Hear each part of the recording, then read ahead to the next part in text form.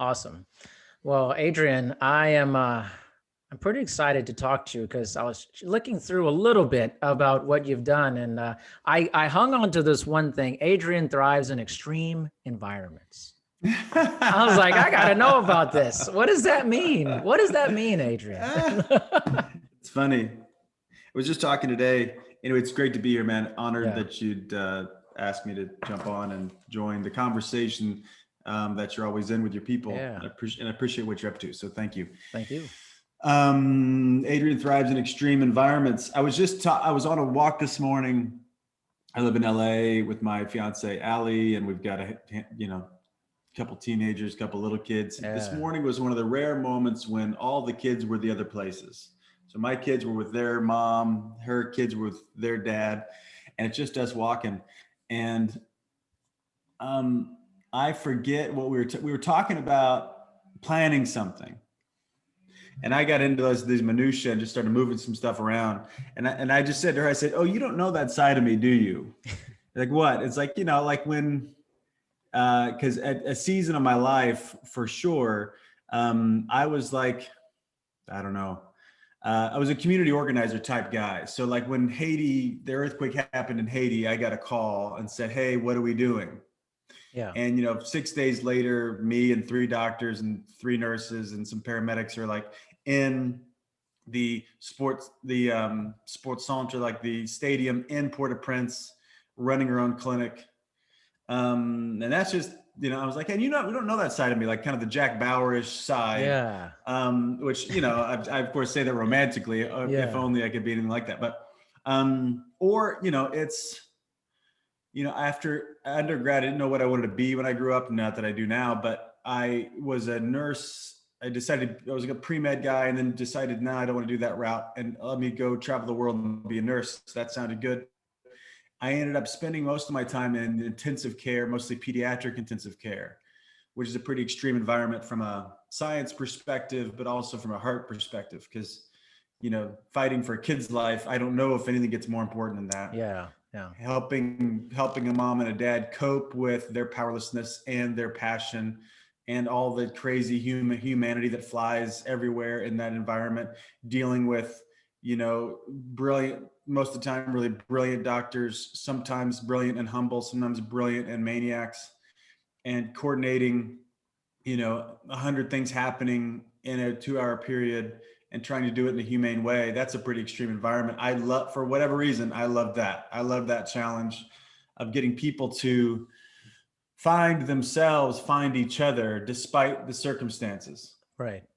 So I love, that's interesting. I don't know where that line is about me, where you read that. Yeah, it's in your bio. I was like reading through it and I'm like, you're like, I don't know. It's in there somewhere. That's funny. Somebody must have wrote that for me. That's nice of them. Yeah. It was Adrian thrives in extreme environments. I'm like what? I want to know about this. That's great. Well, it's great. Well, it's funny now, in my 20s, I decided I'll travel all the sophisticated places later. Meaning like, I always went third world. I wanted to go places that I'm really competitive, whether that's good or bad or whatever. I just thought I want to go where nobody else wants to go. I want to go where no one else is willing to go. So that's been, in many jungles, that's been in many third world countries, been in like lots of, even when I moved to LA, I lived in a part of LA that most people would never visit. And I lived there and I loved it. I loved my neighbors. I loved the kids. I loved the drug dealer in the corner. I liked the guy, when I was in college, I did a summer internship. I grew up in the middle of Illinois and went to a small college and played ball and that. But then in the summer, I lived in Chicago, on the west side of Chicago. And there's not a lot of dudes with my complexion in that neighborhood. Right. And I thought this was great. It's like, let me go do what's uncomfortable for me for the sake of the personal growth. And these people were freaking awesome. I'd spent time every morning in this recovery house. All these guys had just gotten out of prison. Yeah. And, they looked like and sounded like the people in my hometown were scared to death of and judged the shit out of, but I'm like, oh, wow. Anyway, so that pushing myself beyond what was natural for me was a thrill, or I don't know, I guess a purpose, in my early 20s. Where did that come from? Like, when did you know that about yourself? Well, good question. When did I know that about myself? I have been contrarian for as long as I can remember. I think it started when, I was trying to get a girlfriend. Okay. It's like fifth grade, sixth grade, you're kind of trying to get a girlfriend. And, and then I'm like doing the math. I'm like watching how dudes act, right? Okay. How do the boys act? And then I'm thinking, how do I act opposite of that? So boys tease, but girls don't tease each other as much. They like listen and they talk to they ask each other questions. I'm like, maybe I ought to get good at asking questions or sharing feelings or taking girls on an adventure or, something that's contrarian. So I think that's kind of where it started, was this contrarian view that maybe I ought to not do what's normal. So, and I think about masculinity that way. In general, it's like, obviously there's a traditional type of masculinity that's out there in culture. Right. I think most of it sells short, it doesn't deliver. Agreed. And it ends up generating, I work with a lot of very type A gentlemen in my coaching practice, and a lot of them are really, most are drastically undersatisfied and really alone, based on the fact that they bought into what it means to be a man as it was previously defined. So I tried to get really good at, doing what wasn't the opposite of what was kind of taught. Yeah. But I grew up in like a small town, all white, for the most part, all white people. Great family, awesome pillars of the community. My parents are both school teachers for, 35 years, leaders in the local church, awesome, great people. Yeah. There just wasn't diversity in racial diversity. Right. There was some socioeconomic diversity, but mostly middle lower class. A little bit of I didn't know of any kind of well-off people in town, really. Yeah. More importantly, that there wasn't a lot of diversity of ideas. Yes. So as soon as I could go and I was desperate to figure out how life worked. I knew I was uncomfortable as a teenager. Internally, externally, it looked great. I was the QB of the football team and the girlfriend and the student council, this and blah, blah, blah. I knew how to play the game on like being a good kid, or like making it happen out there. But internally, man, really confused. Like, how does this work? I'm uncomfortable most of the time. Yeah. How do I deal with that? Is that normal? Is that not normal? How do I think about the future? What should I be doing? What should I do this? And do I need to make a decision about who I'm going to be when I grow up? Or anyway, like that, or like where you could live in a big city, like that's, so I wanted to explore beyond what my culture was scared of. And I say culture, big C, but also little c, just what my family hadn't experienced. Like I was the first one in my family to leave the country. Wow. Like first one in my family to have a passport. So I wanted to do that. And that's a little bit of a younger brother edge and, chip on my shoulder, but also just, it was a desire to go taste and see and go explore and go beyond, what had been even shown to me. Did you encounter resistance with that mindset that you had? Like just desire to understand my more? parents very nervous. Oh, really? Yeah. But they were great. They understood like that I was different than my brother. My brother's the typical older brother, stay close to home, great dude. He became a school teacher just like my parents, and he's a phenomenal individual. And but I wasn't gonna be that guy, and I wasn't gonna like call all the time and stay close to home. And I just wasn't that guy. I was rebellious enough. So they did a pretty good job of, I think, adapting, because they knew I would resist any kind of heavy-handedness. Yeah.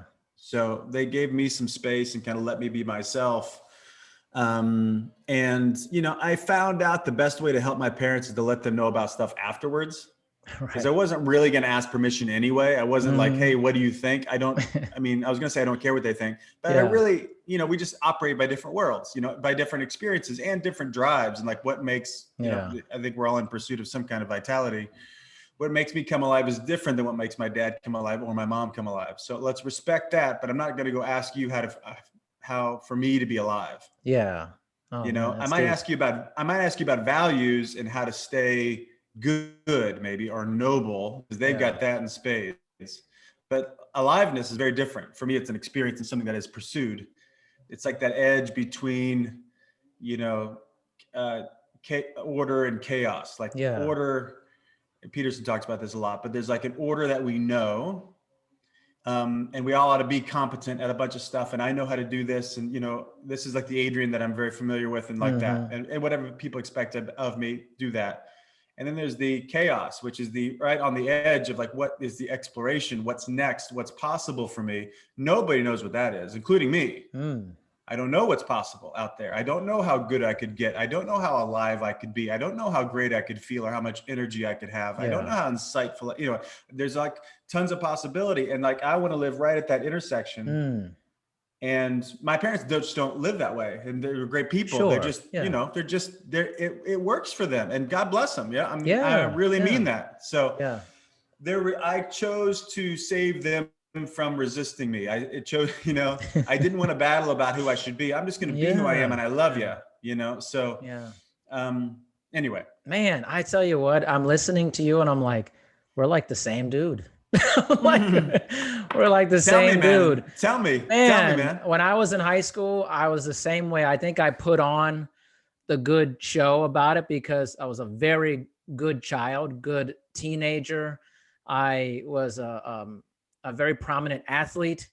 I was a collegiate athlete, the whole thing. But inside there was a lot like, yeah, I don't belong here. Like and I grew up in a military family, so I'd lived all over, but I still, I didn't feel traditional in my mindset. I was like, yeah, there's something different about me. Not to be like, oh yeah, I'm awesome. It was just like, there was something different I felt inside. Yes. And I resonated with you saying that. I was like, oh my gosh, that was me. That was totally, and I'm the same way. I wanted to escape. I wanted to go and be on my own, but I didn't want to get away from them because of them. They were amazing people. It had nothing to do with them. It had everything to do with my exploration of self for that. Yes. So I identified so much when you're like the aliveness. Where did the aliveness thought come from? I never heard anybody say it that way. I don't know. I think about it a lot. I always try to get my team to talk about vitality, but they never like it as much as I do. Because this, for those that are listening, I coach founders, executives, entrepreneurs in both the business space. And we talk a lot about personal stuff because that is inescapable and ought not be escaped. Of course. So I'm always thinking about aliveness because usually that's the X factor. Like if I want what I have, and then that's number one, want what I have, acceptance. Then if I'm engaged in it, then actually it shifts and I shift with the shifting, right? So it's actually, if I want this, then I feel like, oh, I have agency and I can move things no matter how bad it is, I can move things.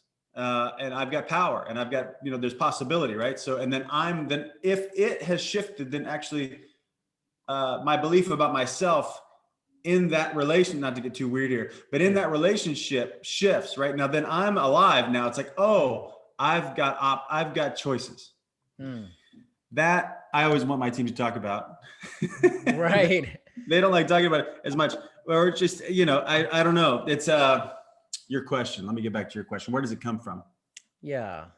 For me, if I don't watch it, I'm just in survival mode. And for me, survival mode looks good. Like it's productive and I'm doing lots of stuff and I'm coaching fun people and doing, I'm way out on the edge and talking to people that are, 10 times smarter than I am, which all my clients are a lot smarter than I am. But I'm like doing cool stuff and it sounds good and it looks good. And, I've got a couple podcasts as well. So like just a bunch of stuff that looks good, sounds good to somebody else, but I'm not actually there. I'm just there almost like as a slave to the thing.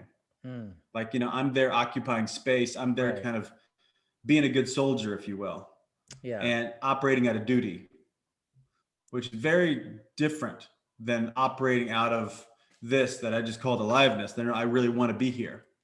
Do people confuse that with aliveness? What you said, see, when you say survival, I have Yeah. I have a different like understanding of that, maybe. Tell me. So like I think of just like hanging on, just like Yeah. you're just barely getting by. And what you're saying sounds like aliveness to some people. I don't think it sounds aliveness to me based off of what we're Yeah. talking about, but I Yeah. think some people may say, isn't that aliveness? I'm doing all No, these amazing things type of thing. I'm yeah. curious, the Fair question. delineation. Yeah. Yeah. So it's internal condition versus external appearance. Mm. So external Oh, I appearance, like that. things look good, right? It's like, oh shit, Adrian's busy, right? It's like why Yeah. people say they're busy, right? As Right. if that's a good story. Like, oh, busy equals meaningful, and it doesn't. Busy True. does not equal meaningful, right? We're aiming at meaningful. We'll settle for busy. So the difference is like internally let me get back to your question. So yes, there's a difference. So I could be doing things that really even matter to other people, like making a big difference over there for them. But I am not in it because I'm just doing it for lots of reasons. And when I talk about survival, it might be like I'm out of time, I'm out of money, I'm barely making it, I'm in a health, but I'm not talking about that. I'm talking about survival like 21st century survival, looking good, feeling good, being right, being in control.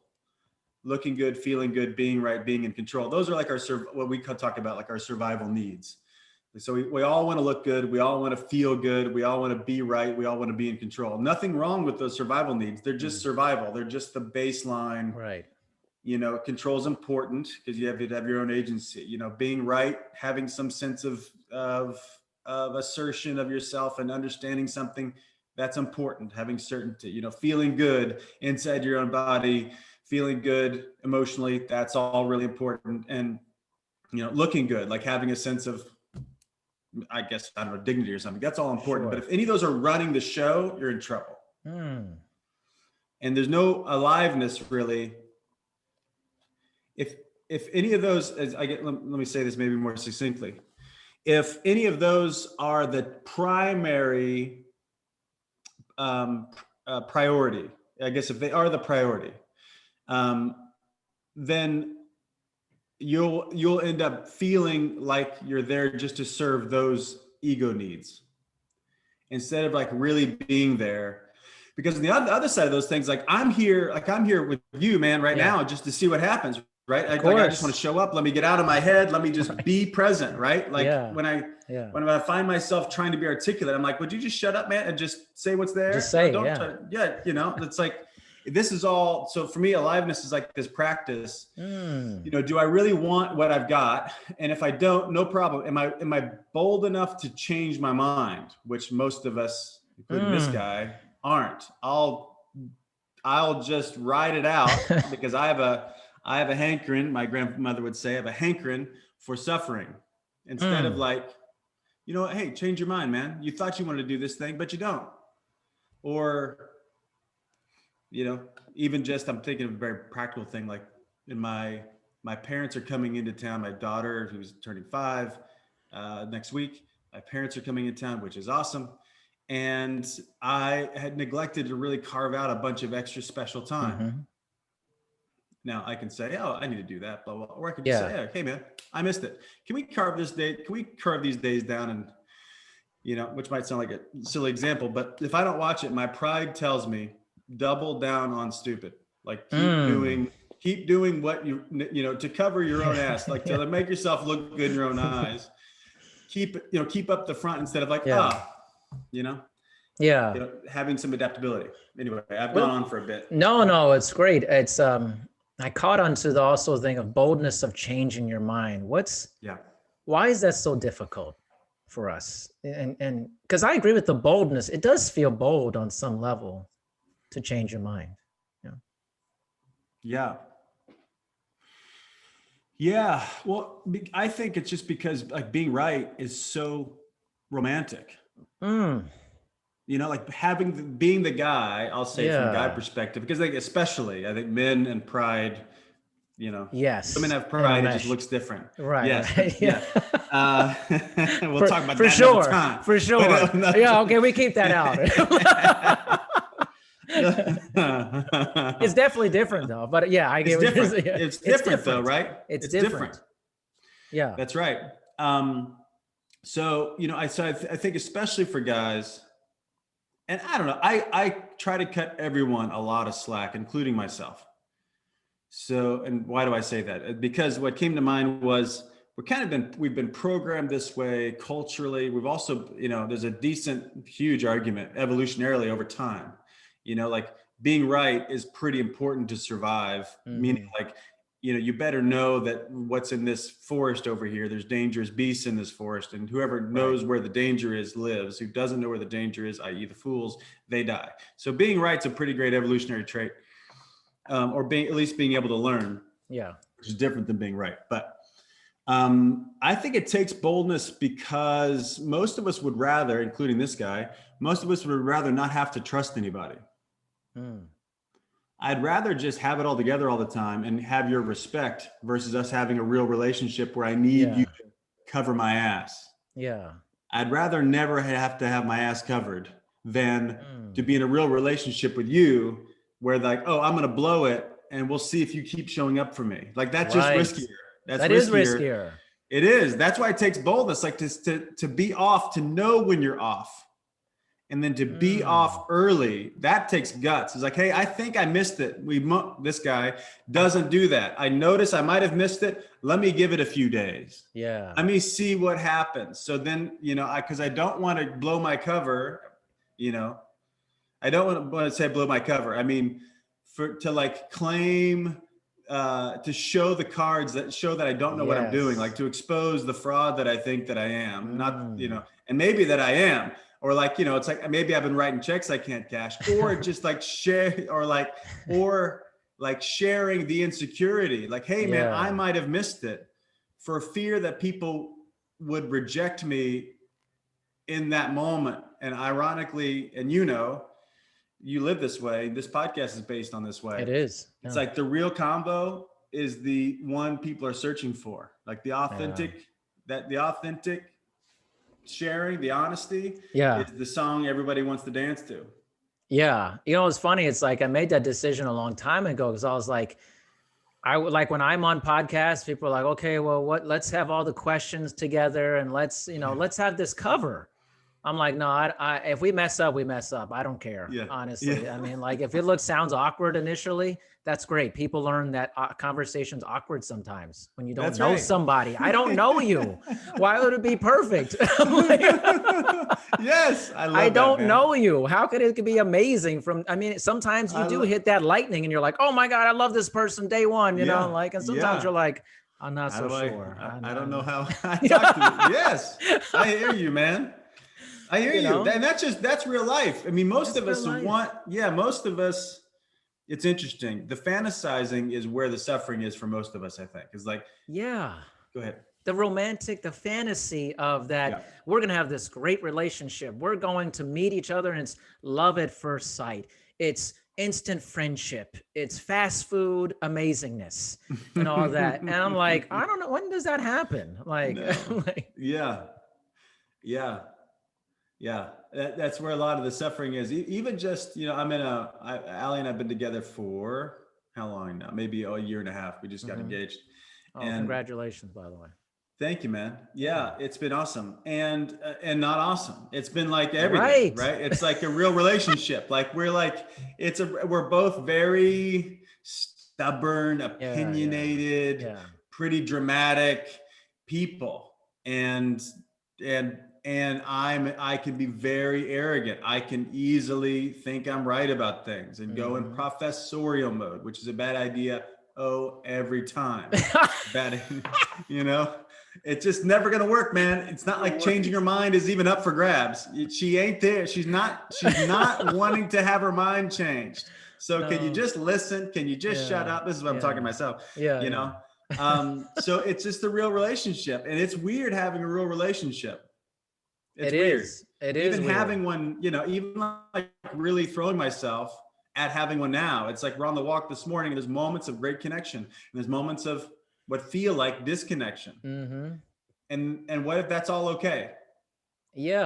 What if it's all okay? What if it all works? What if it's all of service? What if it like life is only like this in and out, the tides, they come, connection, disconnection, love, lack of love. Like what if that's there? I think so, man. I actually think I've been married 17 years coming up this July. And Awesome. it's been mostly amazing. Yeah. Sometimes it's not, It's but not. I mean, Yeah. let's not sugarcoat it here. Sometimes it's No, not, that's but great. I think there's this, speaking of this romanticism, this fantasy, I think sometimes marriages confuse this fantasy, Yeah. this princess and prince fantasy. And it's all about the wedding and we're going to live happily ever after. I mean, Yeah. sometimes it's just bullshit sometimes, man. Yes. That's it. So, Yes. I'm Yes. sorry, it is. But you got to work through it throughout the time. It's Yep. like, it's highs and Yeah. lows, high highs, low lows sometimes, It's That's like, right. That's right.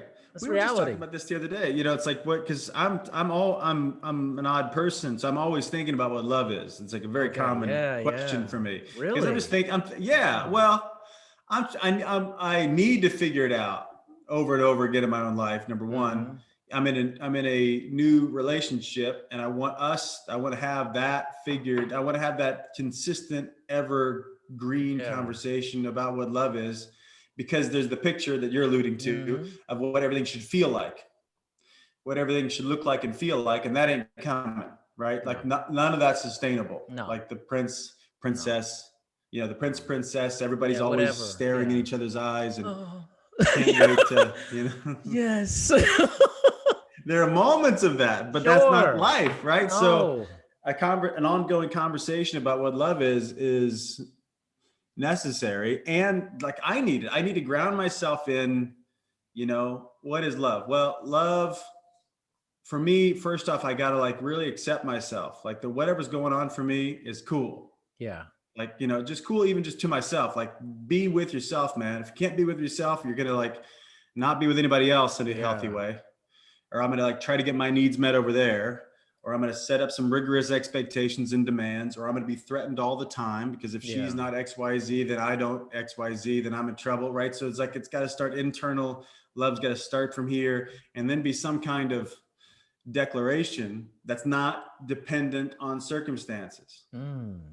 Or not dependent on circumstances is like a million things, like how she just looked at me, or what she just said, or what she didn't, when she didn't look at me, and what she didn't say, and what and what's happening in the world around us. Like, anyway, I'm always thinking about love, and we're always in that conversation, which is not, I'm more apt to do it.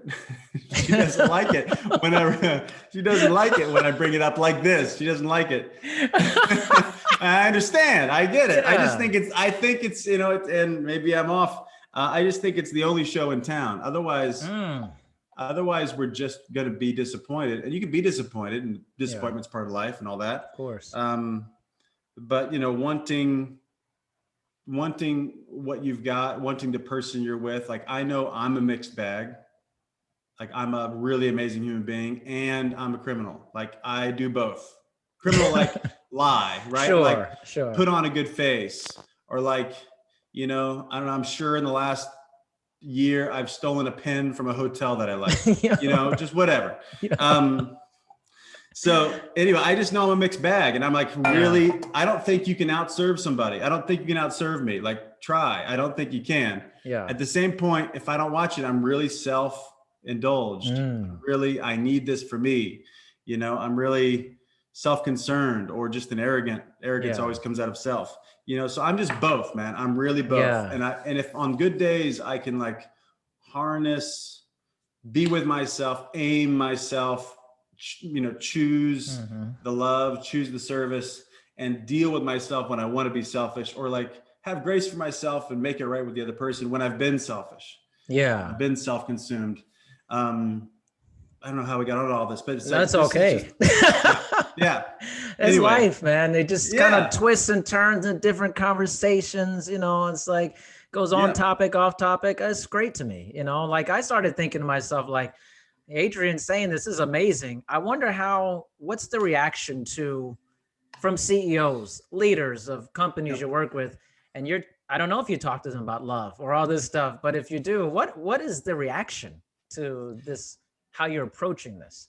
Yeah, I do talk about love. I rarely use the word. I talk about it, but I use more other language because I don't want the idea to get dismissed. I'll use an example just from last night. We're on our way walking over to dinner, and I've got one of my, I'll call them key clients. Okay. Key in the sense of I've been with him for a couple of years. He's a prestige client, a great brand we work with. He's a stellar individual. Anyway, awesome dude. I can't, all that to say is I really care about this dude, and this has got to work. The transition he's in, what he's up to has got to work. I'm really committed to that. So, how do I talk about it? Let's see. His company's in transition. He has caused a lot of that transition. He has fostered a lot of the transition, and it's struggling at the moment. Like some people are leaving and all these kinds of things, natural attrition with change. Sure. And there's lots of things he can't promise about the future. So this is what I said to him, a direct quote, is when you can't promise specific things about the future, all you can promise is how you're going to be with them. So pulling together your senior team and being honest about, hey, here's what I know, here's what I don't know. Funding might come in, funding might not come in. We might lose some people, we might not lose some people, but here's what you can count on me for. And I almost get emotional. I do. Emotional thinking about it. Like that's love, right? Hey, that's love. No matter what, come what may, here I am. Yeah. You know, wow. So I don't say, hey, man, love your people. I say all that, and that's love. Right. Because they'll dismiss it. They're always talking about love. I mean, like it's like, oh, there goes Adrian. And this is, yeah, exactly. Yeah, it just wouldn't, it wouldn't, everybody wants love. Everybody wants to be loved. Everybody's soul wants, how do I say this? Our souls want to be lovers. Like there's something about giving and being about either someone else or a cause bigger than myself that is generative internally. I believe that like everybody's meant to be generous. We're only greedy because we've done the math or we're hurt or whatever. Like greed isn't the human condition. I think generosity. I agree with that. Yeah. So even this guy who's a world-class scientist, top of his class, Steve Jobs-esque type thinker and individual, he doesn't think, how do I need to love people today? That question never crosses his brain, but he wants what love is, which is a place to be safe, be connected, be found really, and be okay. These are the core human needs of this guy that probably like all of us, not like all of us, but like many of us, including me at times, like I want to be okay. I want to, like the whole, what's the old Simon Garfunkel song? I'm a rock, I'm an island. Oh, I know. I'm fine. Yeah. I'm fine. Yeah. I'm cool. I don't need anybody, but we all need people. Of course. So anyway, to your question about CEOs, that's just a conversation that just happened yesterday.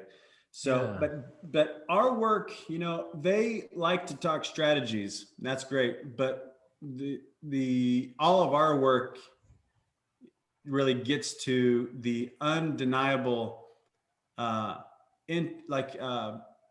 relational dynamic that is leadership. Because you can have a great strategy, but if nobody believes you or if nobody trusts you, it doesn't matter. It really doesn't matter. Over. The show is over. Yeah. Yeah. Like you don't, and you won't retain top talent if you can't listen well, if you don't think about them and think about what they're thinking about. And like, we call it interest-based leadership. Like everybody on your team has interests. Most of them are just hidden and they think they can't tell you, especially if they're distinct from the company. But your job as a leader is to find out what the interests are at the table from a group perspective and a personal perspective. If you can align people's personal interests with corporate interests, you've got a faithful employee. If you don't, you've got a ticking time bomb. They'll be leaving at some point soon. They'll find some other horse to ride. So everybody needs that type of interconnectedness, and you can't avoid it in leadership. So all of even just today, I was just texting with a client right before we got on. She was about to have a hard conversation with one of her employees who's a top rising star. She wanted help on how to frame the conversation and it matters. And he's, he could be a long-term big winner. Yeah. But she knows she's got it. She's smart enough to know that, hey, I need to do this conversation really well. And how do I language this thing? So my leaders that really take to our work really get the fact that the future happens in language and how I talk about things what I omit and what I emphasize both really matter. Yeah, So, man, I'm not, that's beautiful. That's actually beautiful because I'm not sure that happens a lot in leadership positions that, you take the weight of this conversation. Let me understand the weight of this. What is the long-term consequences of this conversation could be a ripple effect. Oh yeah. How, do people slow down and think about it that way as much? Nope. I don't think they do as much. No, most people don't. And I mean, it's like I think it's the human being naturally is self-interested. Mm-hmm. So, and there's nothing wrong with that. Like that's what our brain, I just talked about, that's what our brains are doing, right? Our brains are wanting to make sure I survive and then wanting me to save energy so I could survive later if I have to. Of course. So shortcuts always sound great. And avoiding conflict always sounds great. If it'll work, but I'll just roll the dice. I'd rather avoid conflict now because it might work later instead of take on conflict now to make sure it works later. Because if it's going to work without the conflict, I'll just do that math. I'll take it. Sure. So most folks, most people don't know how to manage their own internal machinery. Right. So then, don't know how I feel and how to navigate how I'm feeling and what to do about that if I'm feeling like the way I don't want to, or to deal with resentments and anger and frustration or shame or judgment, all the other stuff, like most of us don't know where the knobs are to deal with that, number one. So therefore, when I have to go have a conversation with another human being about what's really going on, that stuff's going to be happening over there too. And we call this conflict. And it doesn't need to be conflict, but we call it conflict. Yeah. Because I guess internally we're in conflict because we're scared that if those conversations get on the table, I won't know what to say. Yeah. And so we avoid it. And to your point, there's huge possibility in having the real convo. Like, what's the conversation? Like with my client, the convo. If she goes and has the right conversation, then it could change the next year of this guy's life. Right. He's a rising star at Nike. He's gonna, she wants him to win. In the context of her wanting him to win, she's gonna have to deliver some bad news to the ego. Like, hey man, you're great. My text to her was, charisma is not a strategy. Right.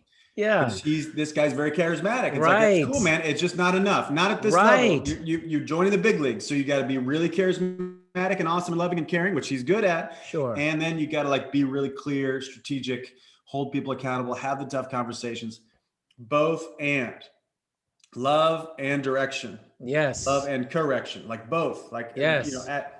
So I talk about my work. People ask what I do. It's like, I'm a fierce advocate for leaders. That's always what I talk about. Because it's both. It's like advocacy. I want what you want. I want you to have it as much or even more than you.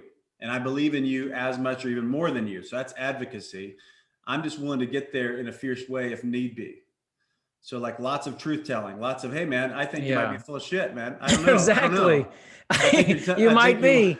You want me to, it's like, hey, I think you're trying to sell me on something. Everybody else is going to be nodding during this part. I'm not nodding. I don't buy it. No, I don't buy it. And that's love, in my view. That's the fierce part. But, it takes a lot of, I'm uncomfortable almost all the time in those conversations. Yeah. I tell my clients, if I'm not putting the relationship at stake, I'm not really serving you. And I warn them, it's like, this is going to be a really weird relationship. Really weird. You won't have had one with anybody like you're going to have it with me. Right. Because I'm going to really believe in you more than your mom does. And she didn't know anything about your life.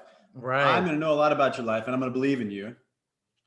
And I'm also, in order for me to believe in you, I must not believe you all the time. That's an interesting dynamic. That is an interesting dynamic. Believe in you means I can't always believe you because if your brain's at work, you're probably trying to talk me into something. Yeah. And trying to talk me off the ledge, talk yourself out of responsibility. And I'm going to talk you on the ledge and talk you into responsibility. So I'm going to go counter your ego, which is going to seem like I'm rejecting you. I'm just rejecting this show. Right, right. It's like, you might be full of shit right now. You That might is, be I full mean, of you shit, just man. might be full of shit. Yes. Like, And is that good news or bad news? I That's always know, the like, fun. You know, is that good news? You know, it's bad news for my ego. Great yeah, for my development. If I'm right. lying to myself and I don't know I'm lying to myself, I Yeah, win. This is great. yeah, Oh, I yeah. duped. I'm the problem, you know? Yes. Oh, people don't like being the problem. They I don't want, know. They they want to don't want to be the blame, problem, man. shame, credit. Yes. Sounds like, again, I'm like, man, Adrian and I have very similar ways of looking at I always look at it as like love and accountability. Yes. And I was like, Yes. I can love you a lot and have no accountability. And, what does that mean? And then I can make you very accountable to things and give you no love. What does that do? But if I give you both of these things, That's I'm right. going to be there for you. I'm going to care about you. I'm going to be all in for you, but I'm also going to correct you. I'm going to be tough on you when it needs to happen, Yes. and Yes. keep you accountable and say, you're full of shit right now. It's okay. Yeah. I'm like, Yeah. I'm totally into man. that whole thing, man. Yeah. I love you, man. I just don't buy it.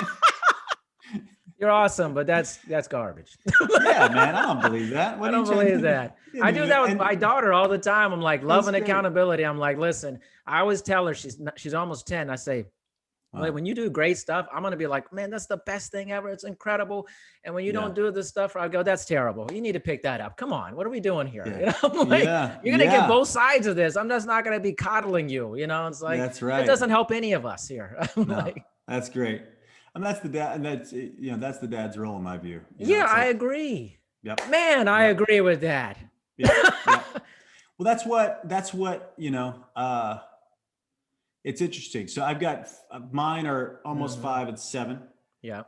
Scout and Charlie, boy and a girl. 7-year-old's a boy, 5-year-old's a girl. And then Alli's got 2 teenagers, 13 and 16. Yeah. And, we've been together 2 years, and the teenage boys, I love these teenage boys. They're amazing, both very unique individuals. And I'm oddly, like, really super stoked about coming into the lives of these teenage boys, just because I was a teenager and I needed a lot of guidance and I wanted a lot of guidance. And so anyway, the opportunity that's there, if they want it, I'm in, right? If they want to, like, have a real deal conversation with me, I'm in. If they don't want to, totally get it. I'm a stepdad type dude and full respect, Sure. I'm not your dad, get it. But if you want to talk, I'm in. And, so I'm really stoked about it. And Alli's really stoked about me being involved in their lives and such. And, but my line to her just the other day was, hey, if you give them enough room, the boys become men. But you got to, like, let them fail. Then you got to talk to them about failing. You got to talk to him about what they're really up to. He can get himself up for school. He actually wants to do that. Now, he doesn't act like he wants to do that, but internally, every person, and I'm just thinking about boys and men here, are dying for dignity. So personal responsibility feels good. It feels good, but you got to give them room, because you got to, like, not do it for him, which is risky. Yeah. And it takes, she was never going to do that. She was going to wake him up the rest of their lives.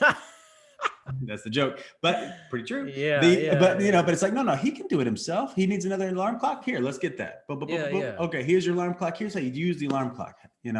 Let's walk you through it. And, and then you celebrate the shit out of them when they do it right, Yes. And so that, like, kind of corrective guidance, that mentoring side as a parent, that just, that's fun. It's great to hear your vision for that, man. I'm very into it, but I'm like that with anybody in my life. I don't really have different phases of that with people. I'm just like, no, that was amazing. I'm like, no, I don't think so. I'm like, and then sometimes, like, people don't like that. I think sometimes it's like, well, this relationship is different, so treat them like this. Or also, no, value-wise, I'll treat them the same. I'm like, value-wise, I'm going to be kind and be caring, but I'm just like, listen, just because you're my daughter or you're my wife or you're my friend, I'm going to do the same thing. I'll be like, hey, okay, listen, I don't think this is a good idea. I'm not going to kiss your ass just because you're related to me. I'm like, that's great. I love it. People do that. So it's like this obligatory relationship. I don't like these obligatory relationships where it's because we're this, or we have this biological relationship, that we have to somehow overlook these things in each other. just because we're related. I'm like, I don't understand that. And I'm like, I don't get that. Well, it's going to end up, if there's a way that you are most natural and you're with the outside world that way, but don't treat your internal family that way, you're going to be resentful of them. Yeah.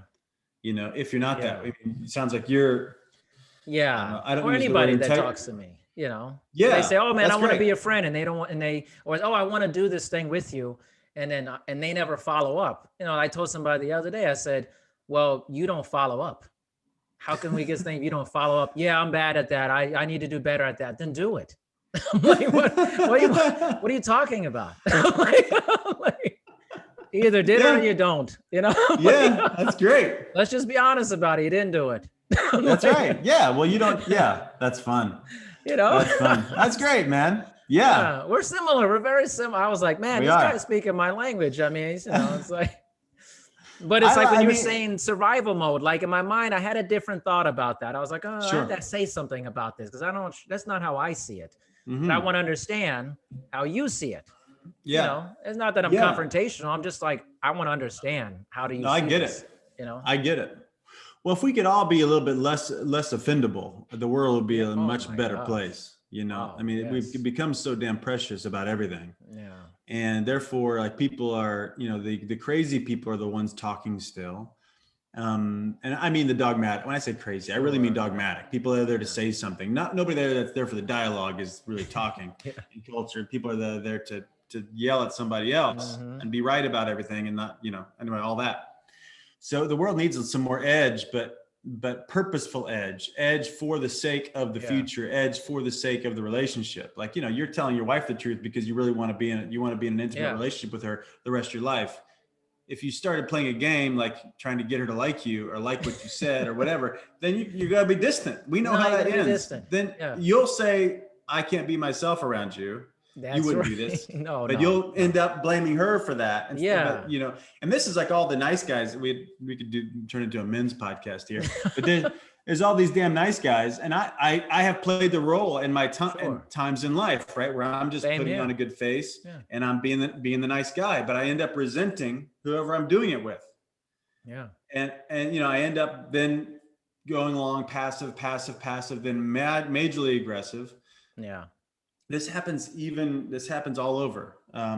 Even with like a lot of people I work with, it's like, hey, if you don't get honest now, you're going to make them pay the price later. So like assert for yourself now or make them pay for it later. Don't act nice now because you're not actually being nice now.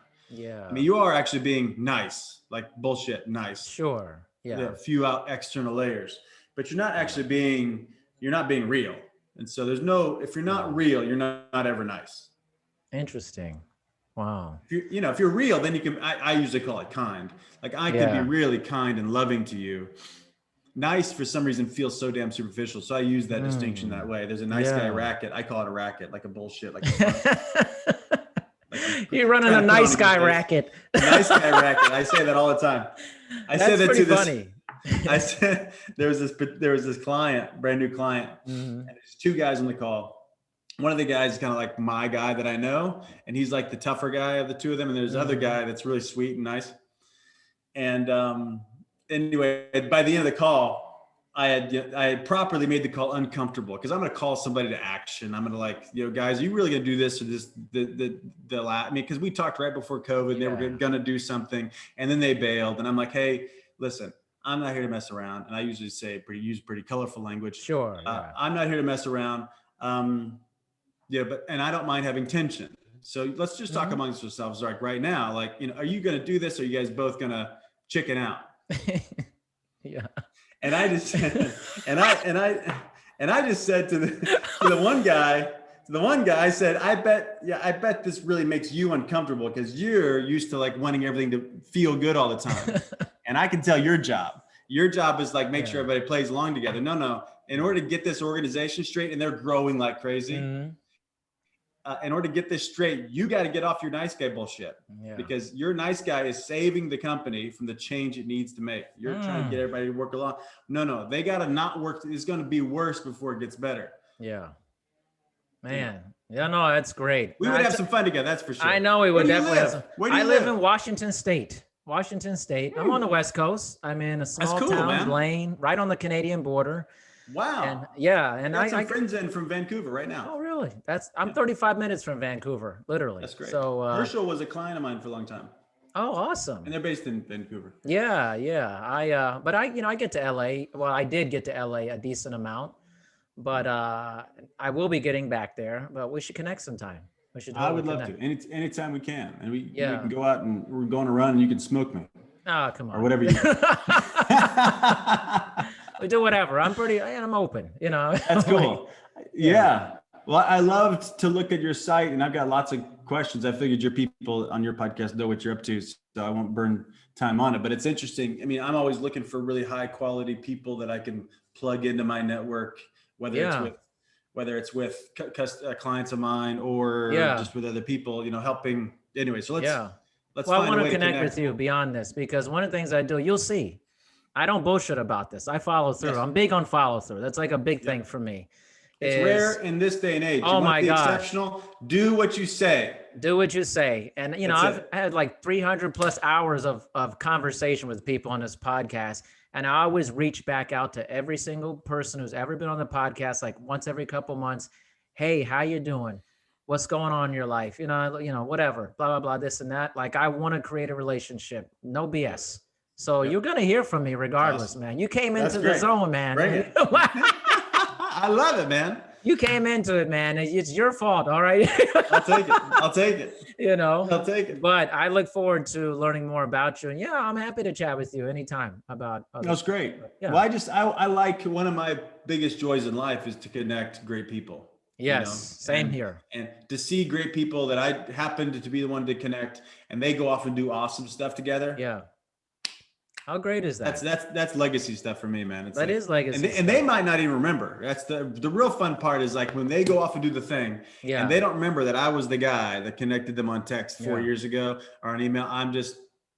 That's awesome. Great.